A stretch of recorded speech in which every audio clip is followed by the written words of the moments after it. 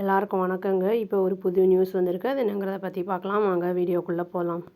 இப்போ இந்த west Asia ரீஜியனில் intensify ஆகிட்டுருக்குல்ல அந்த கான்ஃப்ளிக்ட்டு, அதை பற்றி இந்தியா என்ன சொல்லியிருக்காங்க அப்படின்னா ரொம்ப எக்ஸ்ப்ரெஸ் பண்ணியிருக்காங்க. ஆங்ஸைட்டியாக இருக்குது இந்த இஷ்யூ பற்றி அப்படின்னு சொல்லியிருக்காங்க. பட் அதை அப்படியே நாங்கள் இக்னோர் பண்ண முடியாது அப்படின்னு சொல்லியிருக்காங்க.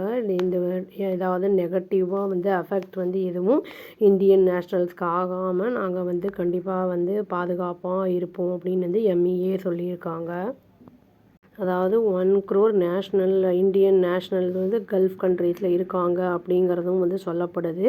இது இந்த சீரியஸாக இந்த கான்சிக்வன்சஸ் இருக்கும் இந்தியன் எக்கனாமியில் அப்படிங்கிற மாதிரியும் சொல்லியிருக்காங்க. ஸ்டேட்மெண்ட் என்ன சொல்லியிருக்காங்கன்னா, எம்இஏ அதாவது இந்த ஸ்ட்ராங்காக ப்ரொட்டஸ்ட் பண்ணியிருக்காங்க. இந்த அட்டாக்ஸ் இந்த மெர்ச்சன்ட் ஷிப்பிங்லலாம் அந்த இதை பண்ணுறத கிரிட்டிக்கல் ஸ்டேக்ஸ் அந்த இதில் இருக்குது அப்படிங்கிற மாதிரி சொல்லியிருக்காங்க அந்த ரீஜியனில்.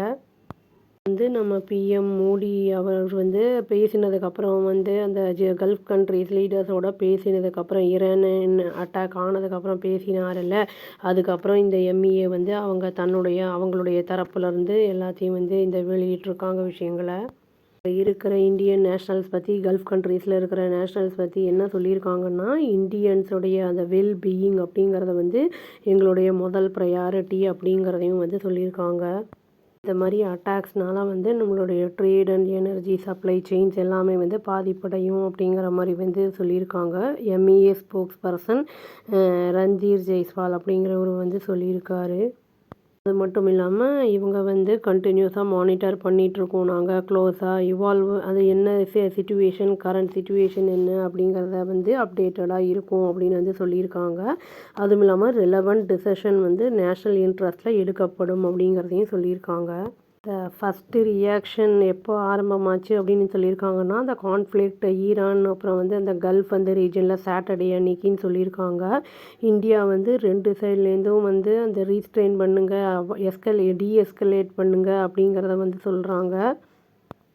சிவிலியன்ஸோட சேஃப்டியும் அப்புறம் அது அதுதான் ரொம்ப முக்கியம் இப்போது அப்படிங்கிறத சொல்லியிருக்காங்க. அட்டாக்ஸ் ஒவ்வொரு கண்ட்ரியும் இன்னொரு கண்ட்ரியும் பண்ணுறதுனால அங்கே இருக்கிறவங்க மட்டும் இல்லாமல் என்ஜிஓஸும் பாதிப்படைவாங்க அப்படிங்கிறதும் சொல்லப்படுது. எக்கனாமியும் அடி வாங்கும் அப்படிங்கிறதும் சொல்லப்படுது. அவர் என்ன சொல்லியிருக்காரு அப்படின்னா அன்ஃபார்ச்சுனேட்டாக இந்த ஹோலி மந்தான ரம்ஜான் இஸ்லாமிக் பீப்புளுக்கு அது ஹோலி மந்தில் அவங்க ஃபாஸ்டிங்லாம் இருப்பாங்க. இந்த மாதிரி சிச்சுவேஷனில் அந்த ரீஜன் ரொம்ப டிட்டோரியேட் ஆகிருக்கு, அப்படி மோசமாக இருக்குது அப்படிங்கிறதையும் சொல்லியிருக்காரு. கண்டினியூஸாக இனியும் அப்படி தான் இருக்குது அப்படிங்கிறத வெளியிட்டிருக்காரு நியூஸு. இந்தியா கடுமையாக கண்டிக்குது இந்த மெர்ச்சன்ட் ஷிப்பிங் அந்த இதெல்லாம் அட்டாக் பண்ணுறத அப்படிங்கிறதையும் சொல்லியிருக்காங்க. அவங்க அந்த மினிஸ்ட்ரி சொல்லியிருக்கு.